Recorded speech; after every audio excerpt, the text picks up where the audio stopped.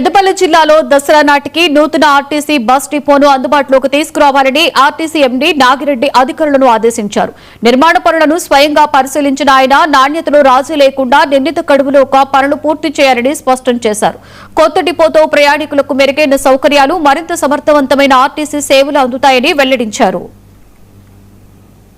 Peddapalli bus station construction నడుస్తూ ఉంది. Bus depot construction నడుస్తుంది.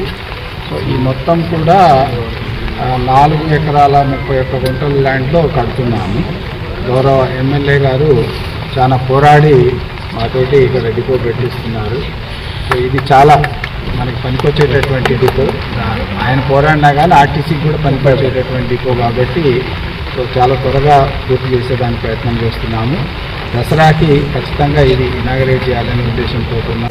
మరి ఇంత వర్షం కొట్టినా కూడా లెక్క చేయకుండా వారు కరీంనగర్లో బస్సులు ప్రారంభించుకొని మరి వారు తప్పకుండా దీన్ని దసరాకి స్టార్ట్ చేయాలి, దసరాకి డిపోలు ప్రారంభించాలని చెప్పి పట్టుదలతో కృతనిశ్చయంతో మరి ఇక్కడికి వచ్చి పనులను పరిశీలించే విషయంలో మరి వారిని స్థానిక ఎమ్మెల్యేగా మరి నేను స్వాగతిస్తూ ఉన్నాను.